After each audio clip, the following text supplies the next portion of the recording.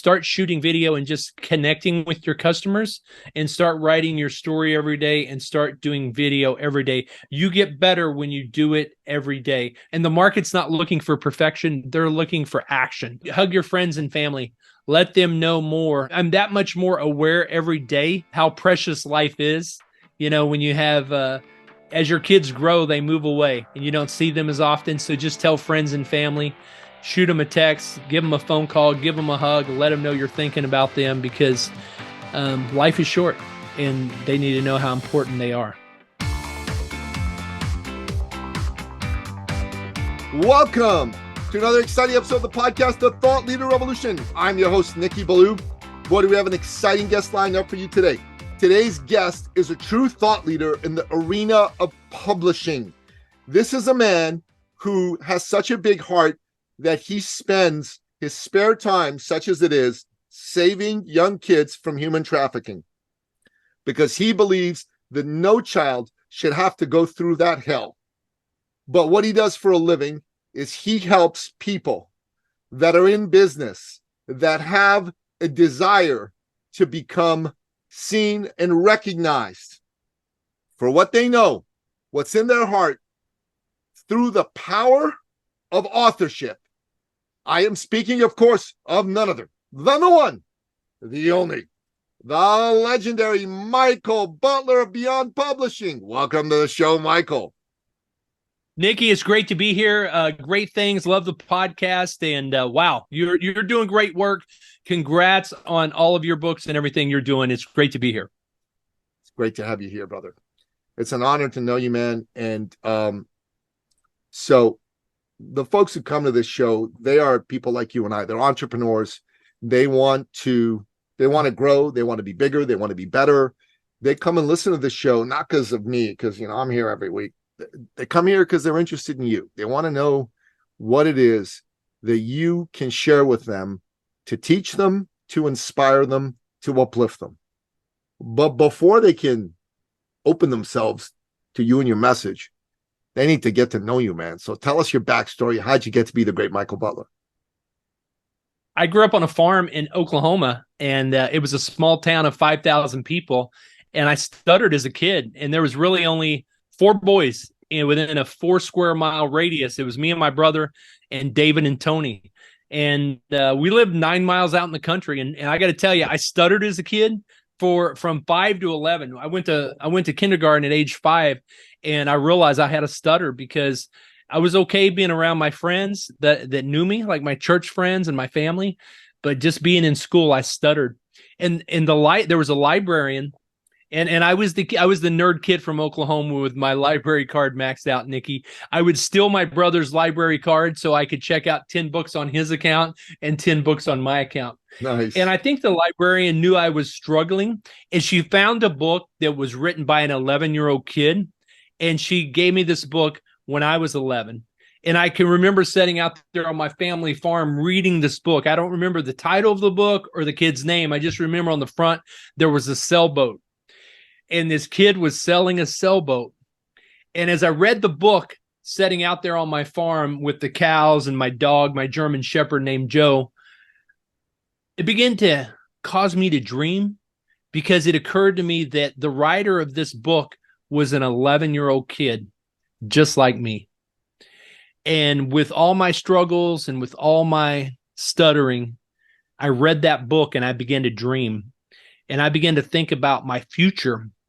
And I would look up at the sky and I would see a plane fly over, and somebody or something in the universe put it in my heart that one day you're going to be flying in planes like that all over the world, speaking to thousands of people. And we now have authors in 59 nations, and we've published 759 titles. And our greatest joy is helping an author get their story to the world and get them on the stages of the world. And it's truly been life-changing. I think I was the first publisher to tweet out a book. In 2010, I tweeted out a book. It was on human trafficking by the former Mrs. California, Pamela Kennedy Chestnut, called More Than Rice, A Journey Through the Underworld of Human Trafficking. And it got picked up by Title Card Pictures in Vancouver, British Columbia, by producer Aaron Wu, who optioned it for a short. And that got me thinking. And that got me looking at the publishing space, that readership was up globally, that people were reading more than ever. Americans and Canadians weren't reading, but globally, people were reading books in English. And I had a revolutionary idea that wasn't revolutionary. I wasn't starting a new industry or a blue ocean. It was just kind of improving on a widget that was a little bit broken. And it's been a fun journey, Nikki. I can tell you that for sure. That's amazing. I'm a reader. I've read over 4,000 books in my lifetime, and additionally, I've written and published 10, and I'm on the way to publish a couple more. And one of the things that I love publishers. I love authors. I love being around people who write. I'm interviewing Don Bentley today. I don't know if you know who Don is, but yeah, absolutely. He writes for Tom Clancy Universe. He's got his own series on Matt Drake. We've become pals. He spoke at an event I did last year via Zoom, but there was the first live event in Toronto in 2 years. So we had good old Don come and talk. I bought 30 copies of his hardcover book, and I passed them on to our attendees. And just getting to speak to somebody like Don and someone like you is exciting to me, because I'm all about books. I love books. To me, books are wonderful for a number of reasons. One is that as human beings, we pass on our experiences through story, right? And books tell stories. So if you've got fiction, to me, great fiction ennobles the soul. It's a beautiful thing to read great fiction. I'll give you an example today. One of our authors passed away on the 4th of July, and he was a medical doctor from Pakistan. And he came here, and he had to sweep streets in New York City, and he had finished medical school in Pakistan, but to get his residency, he had to feed himself and his wife, and they would later take a job as a pediatrician in Big Spring, Texas. And his daughter called me on the 4th of July and said he had pancreatic cancer, and they were doing experimental surgery at the Mayo Clinic in MD Anderson. And we had ghostwritten his book called Falling Asleep to the Sound of Rain. And he grew up Muslim, and he converted to Catholicism so he could marry his wife. And he got her out of Pakistan by getting accepted to medical school. And he's about 63 years old. And I would speak to him almost every day. And when his daughter called me and invited me to the funeral, I said, I can't be there. But she said, I want to order books. Give me as many books as you can. And it was just a 3-day order, but we were able to get her enough books to gift everybody that's coming to the memorial this weekend, this Friday and Saturday, a copy of that book. So your book is your legacy. It is credibility for a business owner. It's a coaching program for a consultant or a coach. A book is the anchor tenant in your business repertoire. Granted, you only make $20 or $30 for every book you sell, but one of our authors who's a financial advisor used a $20 free book to get him a $200 million portfolio client. I said, Seth, are you going to give away any more free books? He says, you better believe it. I'm giving them all away for free, because that is called a lead magnet. It's a marketing expense. Business owners will put up $10,000, $50,000 for billboards, magazines, and television. A book is the most feasible economic credit building thing you can do for yourself and your business, and you build your coaching program around the book. Your book becomes the lead magnet. It becomes the credibility piece. You're 38% more likely to get on stages and media interviews because you've got a book about X, Y, Z. Your book gets you on stages at patriot events. The Great American Boycott book, my goodness, you're showing me which patriotic companies to buy from. That's so valuable. That's so important. You become the expert in the space that you write, be it fiction or nonfiction. It gives you the opportunity and the permission, and it opens the door for you to have a conversation with that person whose life you can really touch and impact. It's the gateway into a new relationship that becomes a lifetime joint venture partnership, and it's all because of the book. Yeah, all that's true, right? And for me, the power of a book is you take a book that's a piece of fiction, and it's a way for you to connect with the shared humanity that we all have. So if you read a book like The Maltese Falcon by Dashiell Hammett, right, that will take you and connect you with a man who is struggling to make his way in the world and make sense of the world, of how to make distinctions between right and wrong and good and evil. And you read that book, you take that journey along with him. You take those moral dilemmas and you wrestle with them just the way the protagonist in the book does. That's the beauty of reading a great piece of fiction. If you read Ayn Rand's Atlas Shrugged, you start to basically struggle, just like Dagny Taggart in the book does, with the issue of collectivism and tyranny versus individualism and freedom. And you start to struggle with those issues, and you get to experience those moral dilemmas and learn from them. That's the beauty of a powerful story. And then if you read a book that is a piece of nonfiction, right? Like right now, I'm reading Seth Godin's The Song of Significance, right? It's a very powerful book because he's talking about how today at work, people want significance. And then if my own books, I've written, 10 of them here. One of them I'll show you. I'll pull this out. This was my first published book. This was the first edition of Finish Line Thinking. This is the second edition. I've handed these books out thousands of times, and they've got me thousands and thousands of dollars worth of business and clients. And to me, this was the original Nikki Ballou brand. And you were talking about how this can be the basis for me building my coaching program. And originally it was. I have a website around all this. And I'm thinking to myself, yeah, you know what? Maybe it's time for me to go back into these original books, look at how they can be purposed to help be powerful lead magnets for me moving forward. But why I believe people should write a book and people should continue to read, and I encourage people to read more and more these days, is because it's really a doorway into our shared humanity. That's the heart of it, and the head of it is it's a doorway to building a bigger, better business. You're exactly right. The printing press brought us out of the dark ages, and it's for that very reason that we continue to write books. You might write your first book, and typically the first book is the hardest because you struggle just with the creative writing and who am I writing it for and all that kind of thing. And so we've created a course called credibilitybook.live where I've got videos where I'm teaching you, like I've taught thousands of authors over the years, how to write a fiction book, how to write a nonfiction book. Who is your avatar? What do you put on the back cover? What do you put on for the title and subtitle? My first book was called The Single Dad Survival Guide.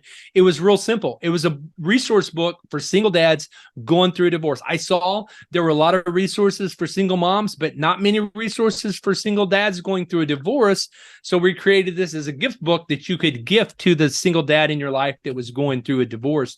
When you realize that 85 to 90% of the global book readers are women, and that 70% of global book readership is fiction, it will retool your thinking about how to write your book. So if you're stuck on how to write your book, I teach you how to write a chapter in 20 minutes. What do you want that book to do for you? You could literally, Nikki, with any of your books, just like your Finish Line Thinking there, is you could take from every chapter of that book and you could do a live. You could do a podcast on every chapter of that book. You could do a workshop or a coaching program on every chapter of that book. You could literally create a video out of every chapter of your book. You could do it in one Saturday at one setting, and then you would have a video course that you've created that you can sell for $500 or $1,000 off a $20 book that you created one time. So the intellectual property doesn't depreciate, it appreciates. Just like a collector car, a muscle car, or a home that you built or bought, it appreciates, but it only appreciates as other people are sharing it. So we want to figure out how to license our content, get other people sharing our content. That's the beauty of it. Your whole show is about thought leadership. And when you look at thought leadership and the idea of blue ocean strategy, it's about anticipating where the market's going, writing the book so you become the anchor tenant.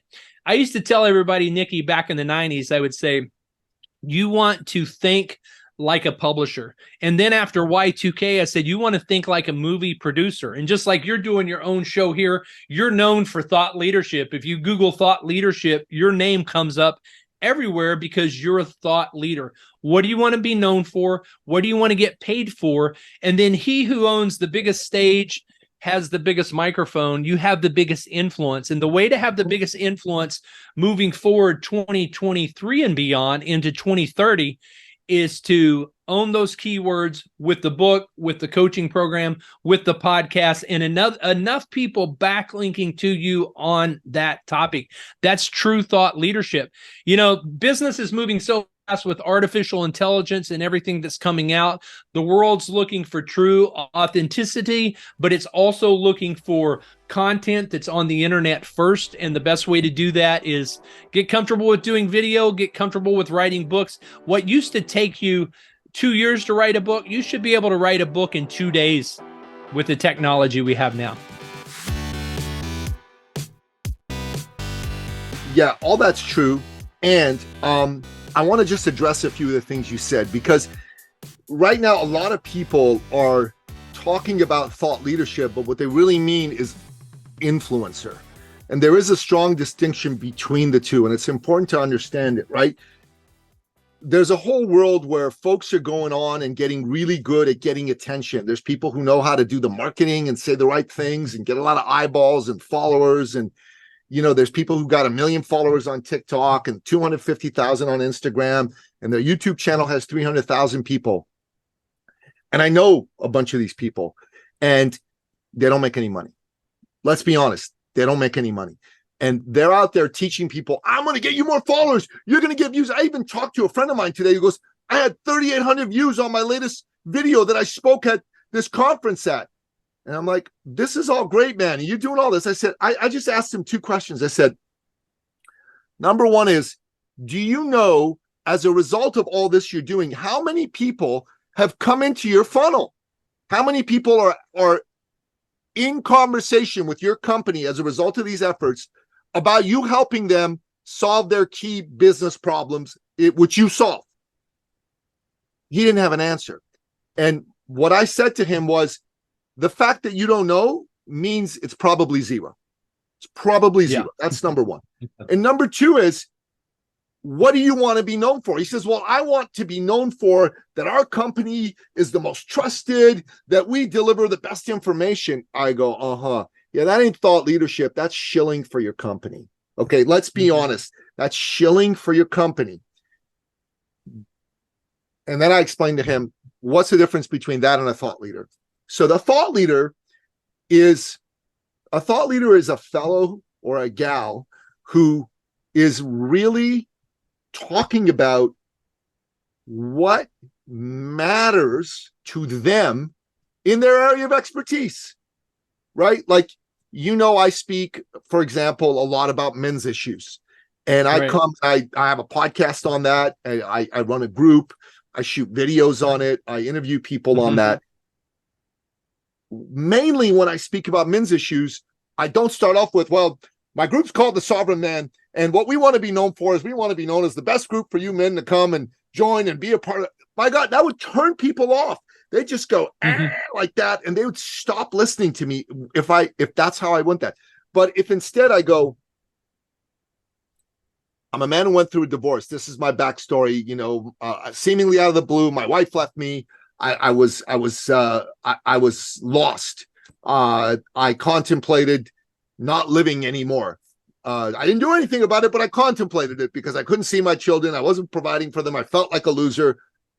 Now, I don't know about you, but I remember that when I was going through all that, I listened to a couple of men talking that way, and I leaned right in. I'm like, really? Keep talking. How? And then I start talking. These guys would have little videos. Well, what do you do when you get that letter from the lawyer? What's the first thing you ought to do?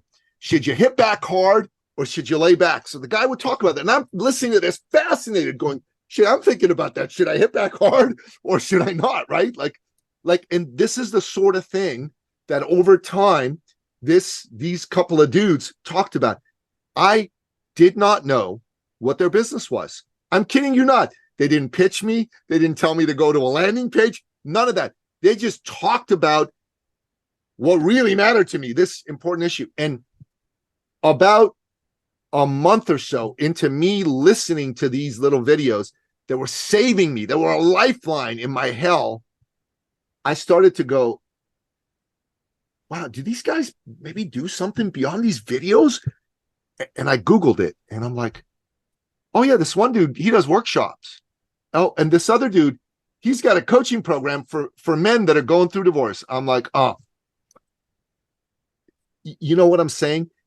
That's a thought leader. He's not an influencer. Yeah. He's not saying something that just tugs my heartstrings and makes me jump on following his Instagram channel, but giving me bubblegum information that has no real value. And let me be honest, no real value. Mm-hmm. Why did I ask you to come on? Do you know how many people I know who help people put books together, Michael? A good 24. There's only, you're the third I've ever had on my show. And all of them have wanted to be on my show. Do you know why I brought you on the show? Because when you came on the show, the first thing you said to me is, Nikki, this is why I wanted you on the show. Yeah, I like you, you're my friend, and all that jazz. But why I brought you on the show was you said to me, Nikki, 85% of readers are women. I'm like, whoa, I didn't know that. Because in my relationship, you know, my lady and I read all the books. She reads 2 books a year. Yeah. I read like 100. Yeah. So I'm like, oh, really? Women read more books than men. I relate to you on that. Right. Like, exactly. Like, right. So I'm like, shit, he told me something I didn't know. Oh shoot, I'm not supposed to swear on this podcast, just on the men's podcast. But the second thing was that you said that was valuable was you said that 70% of new readers read fiction. I'm like, I kind of intuitively knew that, but I'm like, oh, yeah, like, yeah, like Michael, you're giving me, you got a gem of a work of fiction coming out, right? But listen, I appreciate that, but what makes you valuable is you give us stuff like that. You're not just come in, write your book, go out there, make money from it, blah, blah, blah. Because if you'd have done that, Michael, as much as I love you, as much as we're friends, I probably would bring you on the show. I probably wouldn't be interested in partnering with you like I've talked about. I think I'd like us to do some things because I think you add a lot of value. And I think that you, number one is, you know, as I've told you before, I believe I'd like to help you with your thought leadership, but I want to team up with you on some events because I think right now, what you said to me was CEOs are looking at writing books and thought leadership. And I'm like, damn, man, I bet you Michael and I could put together a doozy of a webinar. We could probably put together a doozy of a live event or a Zoom event or something. And I bet you we'd offer steak to our clients. You know what I mean? We wouldn't just go here, come on in here and pitch. And you know I love to pitch, right? But we would give people something real.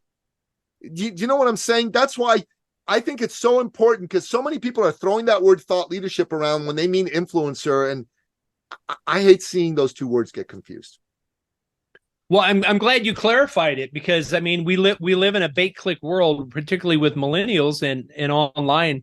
It's all about views, impressions, and clicks, and how much time on the page, and we can sell the data to the advertisers because you're spending time on this page scrolling for what you thought was an article about XYZ, but it takes you down a rabbit hole of something else. So, I think in this time of authenticity, that the world is really looking for that.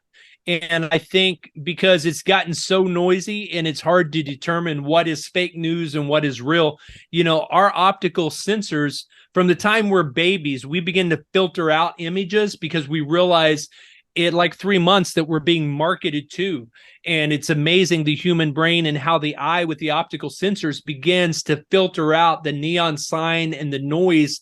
And a lot of busy parents have no choice, they think, but to put their baby in a car seat in front of a Disney movie to educate them. And it's just really tragic and sad. So I'm really glad that you, I'm sorry, I said a bad word when I said Disney. The D word.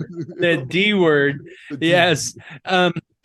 But, you know, and I will say this about children's books. We need great children's books for 8 to 11-year-olds. We have the #1 selling series in North America, Harry Moon. And there you've got, who you got there?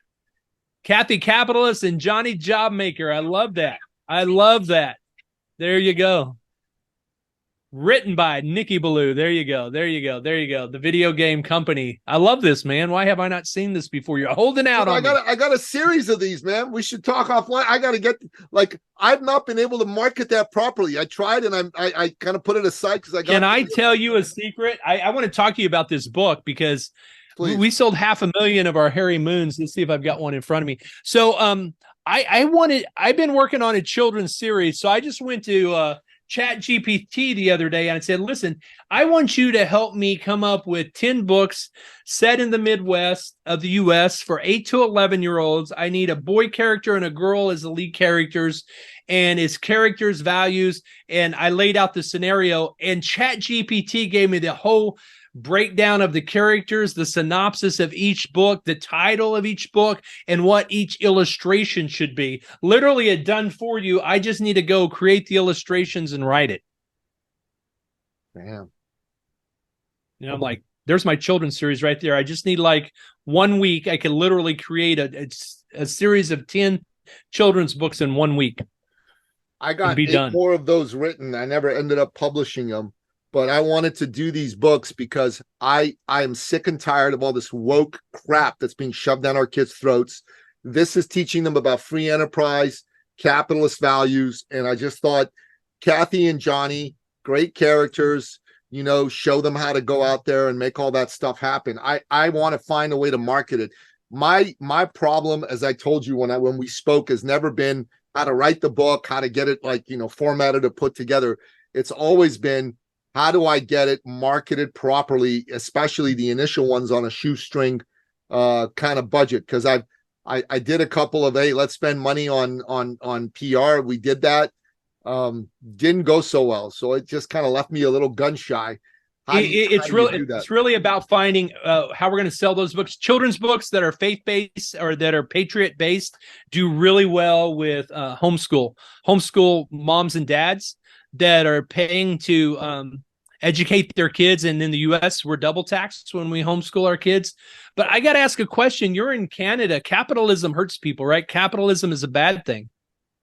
You would be surprised, man. About 40% of Canadians are very conservative. So even though the world says that, and we have a socialist in charge of our government right now, the number of capitalists and conservatives and Christians and faith-based people of other faiths in this country would absolutely astound you. Absolutely astound. Well, the reason I asked the question, because it is your show, and maybe some people might not know that you were born and partially raised in Iran. And so I think you have a special appreciation for capitalism and free enterprise coming to the US and seeing both sides. Yeah, 100%. But, you know, the conversation around a book like that, I'd love to figure out how to get that book into the hands of lots of mom and dads of 8 to 11-year-olds, because I think this will help them. These types of stories being read at bedtime, you know, would be way better than, you know, the crappy stories that are being written for kids today. I went into the bookstore and I saw these woke ass stories for kids. And I'm like, nah, there's just no way. But how do we get past all that crap? That's a question that for me is an interesting one. And I want to learn how to not just be a good writer, but a good marketer and promoter of my books. Well, I really think just like the parents going to the school boards in the U.S. and getting called, you know, terrorist, homegrown terrorist, or I tell you, I really think a lot of parents since the pandemic are starting to wake up because they're realizing that the liberal agenda and the neuterization of our boys and the feminization of our boys and the I tell you, I've raised 4 sons and you've got sons, and it's so important that our men, strong men, know how to treat women with respect, and no boys should be allowed to compete on girls' sports teams. No. And so these are things that unfortunately, we as believers and as the church and as the right have allowed it for a long time, and we didn't realize how much pornography is in our library system and our public school systems. It's going to take a while to change things, and how many trans ideation teachers that really believe in that concept of confusing kids' genders at early ages are embedded in our in our schools. In the US, I don't know about Canada, but you can't fire a bad teacher after they have tenure, after they've been there 7 years, unless you can prove they sexually molested a child. If they're a bad teacher and they're just teaching woke ideology all day long, you can't fire them for teaching their wokeness. They're allowed to do that. And it's really sad because they're doing it on taxpayer dollar dime. Yeah, 100%, man. I know that in Canada, it's very similar. There's a lot that you can do. You can take your kids out of those schools. You can put them in private schools. You can homeschool kids. So all those are things that we got to do. But I mean, oh, and I met a teacher recently. She's a special needs teacher for K through 6th grade. She's a Christian, and she plays Christian music in her classrooms. And the principal will come in and comment on how peaceful and structured her room is, even though you've got kids in there with autism and Asperger's and those types of things on the spectrum. They're very responsive, and they don't realize that she's creating this atmosphere of peace in the room, and the kids love her. And the parents, after the kids get out of high school and college, they reach back and thank her because they've had such a positive impact on her life. She's not there with an agenda. She's there to really help the kids learn and go to the next level. I'll tell you, Michael, what I think is great about that is that these types of teachers are doing God's work. But just shifting back to this whole conversation around books and authors, I think inside the publishing space, there is a void around marketing.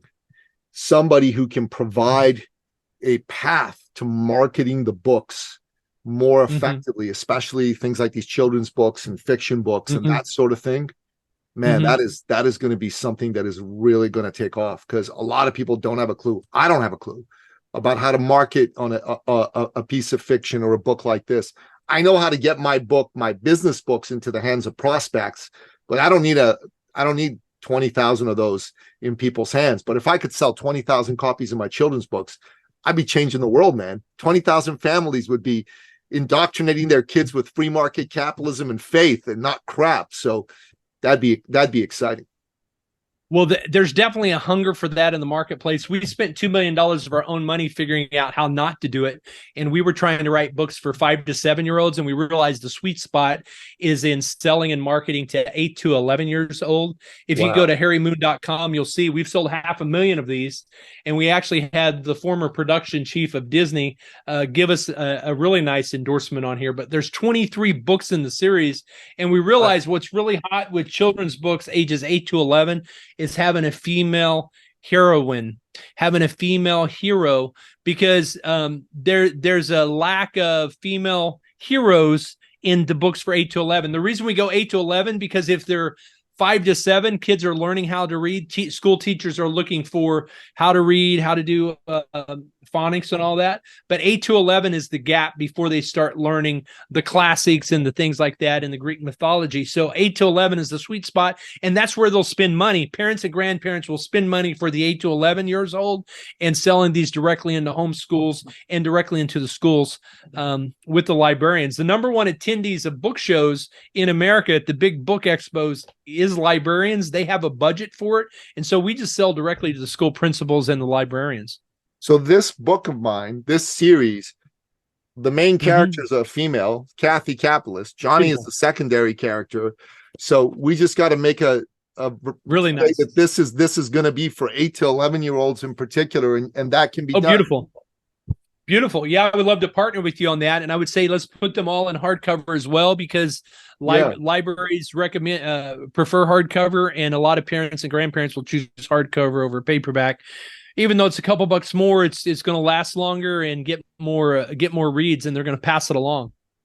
That would be great to do, man. I'd love to work with you to see what can be done around those areas, because I mean, getting books into the hands of people is, since I was a kid, I always Yeah. wanted to be a writer. I wanted to. Well, you read more books than me. I've only read 2,000. You've read 4,000. But what I'm going to do for your listeners, anybody that's stuck or they thinks they've got a book idea, they can go to credibilitybook.live. I'll give your listeners the promo code to get it for free. The 8-volume module course is use the promo code at checkout, Beyond. It's our publishing company's Beyond. Just type in Beyond. You'll get all those lessons and bonus lessons for free. And it will take you through writing your book, launching your book, getting bestseller, and really looking at who your avatar is. And then also joint venture partnerships and actually marketing the book before you ever launch it, so that when you do launch it, you've got hundreds of joint venture partners lined up to help you with that launch. So it'd be fun to work with you on it, Nikki. For sure, man. We'll make sure we put that in the show notes so people can get a hold of you. I appreciate that. And Michael, you ought to get yourself on a bunch of shows as well. I mean, I got some people I'll connect you with to talk about this. And I've got some ideas to get you on a bunch of shows in this regard. I love the fact that you come in here and you talk about real facts, real statistics, real things that people do. It's valuable stuff. That's what makes a thought leader a thought leader.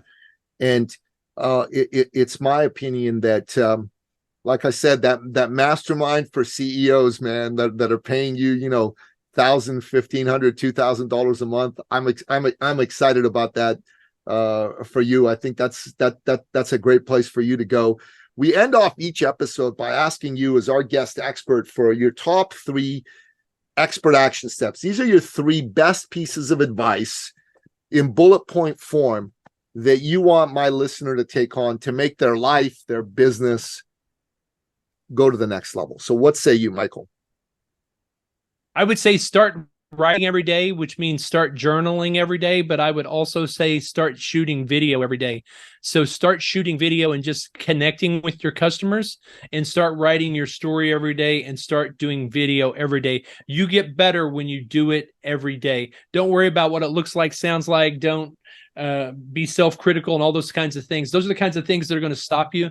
And the market's not looking for perfection. They're looking for action. So take action by writing 500 to 1,000 words a day into your first book, and then also take action by doing a video every day, either where you're just encouraging yourself and giving yourself positive self-talk, or you're connecting deeply and heartfelt, authentically with your customers. And ask your customers, where have we screwed up? How can we make it right? Here's what we intend to do. How can we do it better? And you'll get customers just out of being that transparent. So that was 2 things, I think. And you had a third one? Yeah. So talk to your customers. You said write every day, shoot video every day, talk to your customers, and yeah, one more. The other one I would say is hug your friends and family. Let them know more. I just turned 55, and I just came off 18 holes of golf with one of my dear friends, and so I get the senior discount. So I'm that much more aware every day how precious life is. When you have as your kids grow, they move away and you don't see them as often. So just tell friends and family, shoot them a text, give them a phone call, give them a hug, let them know you're thinking about them, because life is short and they need to know how important they are. Yeah, these are awesome. I wrote all these down, man. I think they're awesome. To me, Michael, what matters is we're living in a time where being connected to people is what we all crave. And yet the way the world is set up in 2023,